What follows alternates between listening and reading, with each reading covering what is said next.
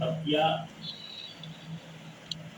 कई राजा हुए, भगीरथ ने भी तप किया।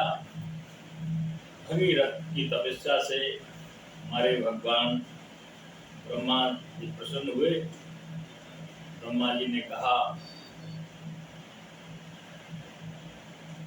कि मैं गंगा जी को छोड़ तो दूंगा, तुम्हारे पुरखे तो तर जाएंगे, लेकिन इनका वेग कौन संभालेगा। वेग संभालने के लिए भगवान शंकर को प्रसन्न किया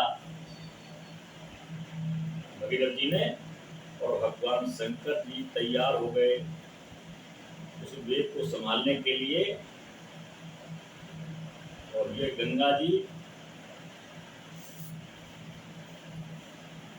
जिस समय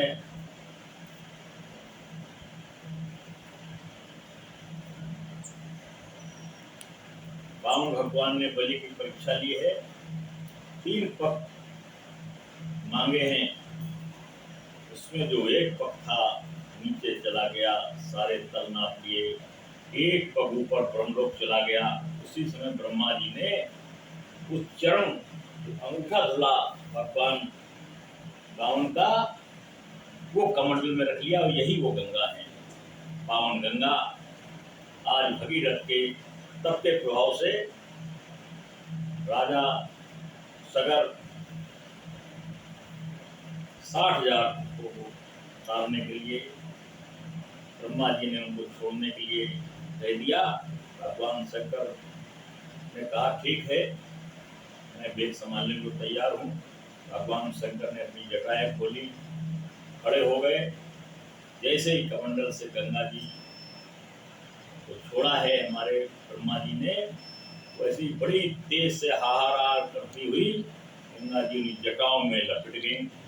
जटाओं में लपटने के बाद फिर भगीरथ ने प्रार्थना की कि हमारे 60,000 पुरखों को तरण तारण होना है, कि सब इसी में लपटी रहेंगी। भगवान शंकर बड़ा आनंद आ रहा था, हाहाकार करके गंगा जी जटाओं में लपटती चली जा रही थी। भगवान शंकर ने एक जटा से थोड़ा सा नीचे किया, जिससे गंगा जी प्रभावित हुई। हमारे राजा भगीरथ आगे आगे दौड़ते चले जा रहे हैं, पीछे पीछे गंगा लहराती हुई चली जा रही है। और जहां वो कपिल मुनि ने श्राप दिया था, सारे पुरखे राख को बहा करके गंगा जी ले गई, सारे पुरखे तर गए। ये वो गंगा की कथा, भागीरथी नाम इसीलिए गंगा का पड़ा। कई नाम हैं, कई इसके अपने प्रसंग पर रहे। तो ये गाद सूनु यानी गाद तनय, गाद के पुत्र हैं विश्वामित्र जी। इन्होंने ये कथा राम और लक्ष्मण को सुनाई, जिस कारण ये सुसर, ये गंगा इस पृथ्वी तल पर आई है। तावल प्रभु ऋषि समेत नहाए, और विविध दान मई देवन पाए।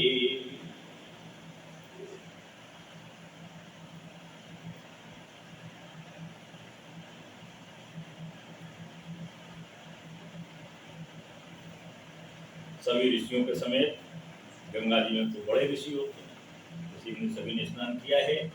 इन दोनों बालकों ने स्नान किया है, उन दुस्साहन जी ने स्नान किया है, और दान पुण्य जो यथाशक्ति है वो किया है। हरस चले मुनि वृंद सहाया, वेगी विदेह नगर निहराया। जनक राज का नगर आ गया, जनकपुरी के पास 3 लोग पहुंच जाते हैं। बहुत ही सुंदर प्रसंग। रमता राम जब देखी, हर से अनुज समेत विशेष की बड़ी विशेषताएं हैं। देख करके राम और लक्ष्मण दोनों भाई बहुत ही हर्षित होते हैं। बड़ा रमणीक स्थान है, बड़ी ही सुंदर जनकपुरी है, इसको देखने के लिए देखते नहीं बनती है। बाप ये कूप और सरित सरनाना, सलिल सुधासन मुनि सोपाना। हुआ पापी सरिता सर अनेक प्रकार से सुंदर सुंदर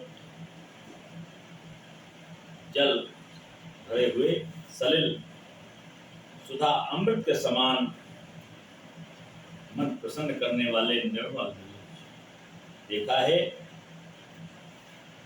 प्रभु राम लक्ष्मण ने और सुंदरता क्या है कि गुंजत मंजू मत रस भंगा पूजत कल बहुवर्ण विहंगा। अनेक प्रकार के गुंजायमान करते हैं भौरे मदमस्त हैं। बहुत प्रकार के बहुत प्रकार के पक्षी हैं, इनकी सुंदर सुंदर आवाज है। वरण वरण विकसे बन जाता विविध समीर सदा सुखदाता। 3 प्रकार की संगीतें चलती हैं, बड़ी सुंदर सुखद आनंद प्राप्त होता है। आज बिना एसी के हवा अच्छी नहीं लगती है। आज जनकपुर में 3 प्रकार की हवाएं हैं, तीनों प्रकार बड़ी सुगंधित हवाएं हैं। वहाँ न पंखे की जरूरत है, न एसी की जरूरत है, बड़ी सुगंधित हवाएं हैं। क्या सुंदर वातावरण है। समीर सदा सुखदाता, हर समय सुख प्रदान करने वाली है। प्रियानंद कंद भगवान की